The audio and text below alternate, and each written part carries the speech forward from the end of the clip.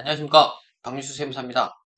오늘부터 그 부동산 실거래조사 소명 관련돼서 시리즈로 좀 찍어볼까 하는데, 문의가 요즘에 또 많기도 하고, 또 하나는 이게 카더라 이게 너무 많아서 실질적으로 어떻게 진행되는지에 대한 내용을 한번 쭉 보여드리도록 하겠습니다. 이게 일타 강사의 느낌으로.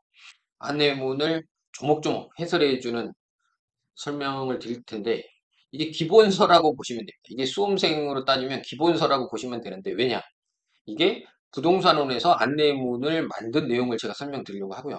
이게 응용이나 이런 거는 이제 나중에 하시면 되고, 기본서를 좀 설명드릴 텐데, 오늘 첫째 시간으로는 소명 안내 공문이 어떻게 생겼느냐, 그리고 자진신고라는 게 있는데 그건 어떤 양식이냐, 그리고 첫 번째 시간이기 때문에 너무 어려우면 힘드실 수가 있어서 보사 절차에 대해서 간략하게 그림을 보여드리고 다음 시간부터 제대로 들어가도록 하겠습니다. 이게 거의 뭐 강의하는 느낌인데요. 어, 이게 사실 받으신 분들은 이 안내문을 다 받았기 때문에 알고 계실 텐데, 그리고 지금 영상을 보시는 분 중에 소명이 나와서 이 영상을 찾았다. 그러면 본인이 지금 이걸 갖고 계실 거고요. 그게 아니라 이제 자금 조달 계획서를 이제 작성하시는 분이나 부동산 계약을 하시려는데, 아, 도대체 소명이라는 게 계속 나온다는데, 조사에 가름한다는데, 세무조사가 나온다는데, 도대체 이게 뭐냐? 이게 궁금하시잖아요. 이 부분에 대해서 제가 하나씩 설명드리도록 하겠습니다. 다 듣고 나시면 흐름을 알게 되고 이제 듣고 나면 뭐 합격증 같은 걸 드려야 되나? 그걸 고민해 봐야 될 것 같습니다. 첫 번째 공문. 이런 공문이 오는 겁니다. 한국 부동산원에서 거래 당사자, 당사자라 함은 매도인, 매수인, 중개인까지 해당이 되겠죠. 당사자에게 부동산 거래 신고에 관련 자료 제출 요청이라는 게 옵니다. 이제 당신이 이렇게 거래 신고했는데 이거에 대해 관련 자료를 내라. 예를 들어서 자금 조달 계획서를 작성을 했는데 그 항목들을 정확하게 그대로 자금 조달을 했는지 이 자료를 이제 요청을 하는 겁니다. 왜냐하면 자금 조달 계획서를 낼 때는 계약 단계잖아요. 계약하고 30일 내에 내는 건데 자금까지 갔는데 이제 상황이 틀려질 수가 있잖아요. 그대로 진행이 안 되고. 그리고 부동산 같은 경우에 뭐 계약금, 중도금, 잔금하면 뭐 짧게는 뭐 한 달도 있지만 뭐 6개월, 9개월, 1년까지도 가는 경우가 있어서 그런 경우에 그 기간 동안 달라진 게 없는지 그거를 요청하는 겁니다. 첫 번째로 이제 조사 업무를 우리가 수행하고 있습니다. 라고 말하는 거고요. 두 번째, 두 번째는 본인이 신고한 거에 대해서 증빙자료 제출 요청한다. 사실 여부를 확인하기 위해서 한다는 거고요. 그리고 부침이, 이건 이제 부침으로 한 권의 책자처럼 쭉 해서 등기가 오고요. 이 안내문, 제가 이제 해설해 드릴 안내문을 참고해서 자료와 소명서 질문지를 언제까지 내라. 그리고 자료는 홈페이지, 팩스, 아이고 이게 팩스로 다 제출할 수 있다. 이렇게 됩니다. 페이지 팩스, 이런 기능이 있었네요. 그리고 이게 만약에 제출하지 않거나 거짓으로 제출하면 과태료가 부과된다.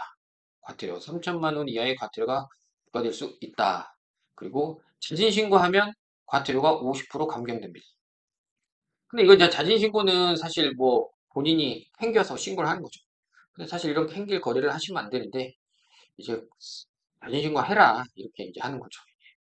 이게 자수하면 봐줄게. 봐줄게가 아니죠. 50% 감면해줄게. 해라 이거고. 그리고 제출한 자료는 조사 업무 에는 사용하지 않는다. 그건 당연한 거겠고요.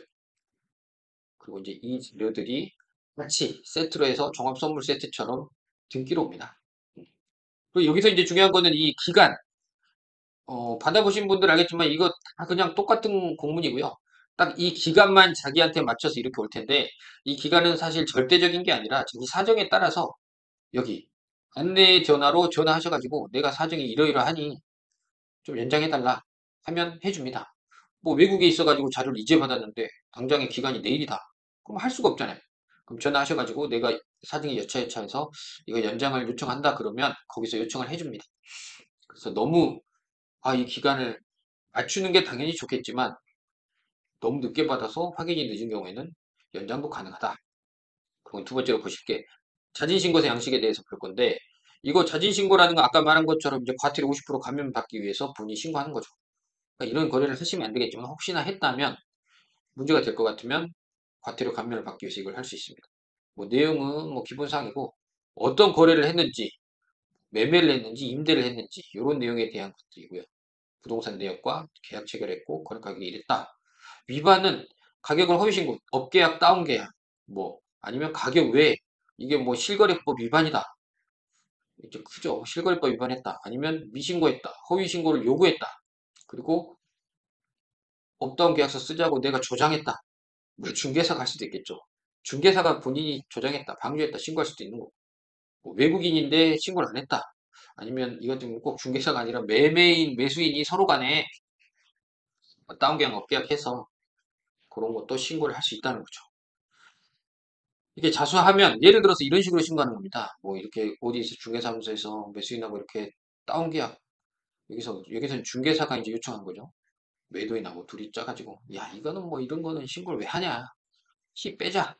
피가 4억인데 피 한 3억 8천 하고 2천은 빼자. 다운 계약서 쓰자. 이렇게 해가지고 2천만 원 현금 주고 했다. 다시 신고하는 거예요. 그러면 이게 이제 과태료 감면이 50%가 있기는 한데 이게 재밌는 게 보시면 1명만 감면 받는 거죠. 신고한 사람. 그럼 나머지 2명은 과태료 내야죠. 그렇게 되면 이 관청 입장에서는 1명 감면해주고 2명 거 걷고 반 걷기 때문에 손해 볼 게 없다. 이걸 사실 밝혀내는 거는 쉽지 않지 않겠습니까? 근데 자기가 내겠다. 예를 들어 과태료 3천짜리다 그러면 이쪽 저쪽 해가지고 6천에 뭐 하면은 동등하게 다 맞는다고 하면 9천인데 9천 걷고 1명 1,500 빼주면 남는 장사기 때문에 감면을 해주겠다. 이 내용이고요. 요건 이제 나중에 좀 더 자세히 보도록 하고요. 그리고 이제 이게 본론인데 오늘 본론을 다 하기에는 너무 시간이 많이 걸리니까 이 안내문의 설명 내용을 이제 오늘은 절차만 좀 안내 드리도록 하겠습니다. 이게 국토부와 부동산원이 같이 만든 내용이고요. 이게 이런 목차로 돼 있고 제가 하나씩 쭉 설명은 다 드릴 거고요. 이게 웃긴 게 이제 안내문이 부동산원에서 만든 게 거의 표준이라고 보시면 되고요. 구청이나 뭐 다른 데서는 이걸 좀 편집해가지고 간소화해서 쓰고 있는 것 같아요.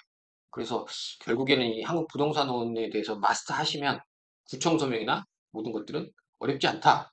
이렇게 보시면 되고 이제 실거래 조사 절차에 대해서 간략하게 훑고 끝내도록 하겠습니다. 일단 계약을 체결하면 30일 내에 중개거래면 중개업자가, 직거래면 거래 당사자가 신고를 하게 되어 있습니다. 보통 등기를 맡기기 때문에 이제 법무사한테 맡기면 법무사가 이걸 해주죠. 그리고 자금조달 계획서, 그리고 증빙자를 이때 제출합니다. 그리고 접수되면 이게 이제 납세자가 하는 거고요. 접수되면 접수하고 필증을 주고 취등록세 내게 한 다음에 신고 내용 적정성을 이때 검증하는 겁니다. 그리고 검증했더니 조사 대상으로 이제 선정을 해서 나오겠죠. 선정이 되고 요청 이게 그거죠. 부동산 실거래 조사라는 게 이 부분이라고 보시면 됩니다. 자금 조달 계획서는 이 부분이고 그래서 뭘 보냐? 자금 조달 소명서와 실제 자금 조달 관련 증빙서를 제출받아서 위에서 신고한 것과 이게 맞느냐 요거를 보신다는 거예요.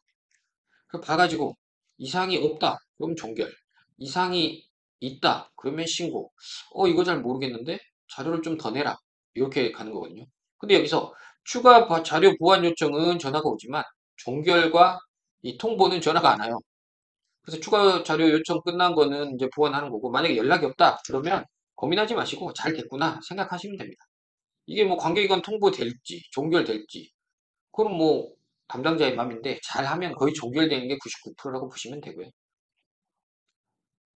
왜냐면 저희가 이제 이 소명서를 제출할 때 만약에 문제가 있는 경우에는 스스로 증여세 신고를 한다던가 이런 경우를 통해서 보완을 하기 때문에 여기까지 통보가 안 가게 하는 거고 또 하나 이제 그냥 대략 작성하면 종결이 안 되고 통보가 되겠죠. 그래서 이 실거래 조사에 대한 소명이 중요하다는 거고요. 통보가 안 가기 위해서 우리가 문제 있는 걸 여기서 마무리를 해야 되는 거죠. 그래서 이 절차를 거친다는 거고 여기서 보시면 신고 내용 적정성 검증에서 이제 선정한다고 돼서 내가 문제가 있구나 이렇게 생각하시는 것도 어떻게 보면 좀 곤란한 게 이게 문제가 있는 분도 나오지만 문제가 없는 분도 나옵니다. 사실 뭐 고가이거나 나이가 어리거나 뭐 이런 경우에 그냥 나오는 경우가 있어서 내가 이걸 받았다고 무조건 내 문제가 있어서 나왔다 생각하시는 건 곤란하고 이 절차에 따라서 진행하면 되는구나 생각하시면 되고 이제 다음 시간부터 하나씩 천천히 설명을 다 드리도록 하겠습니다. 오늘 내용은 여기까지 하겠습니다. 감사합니다.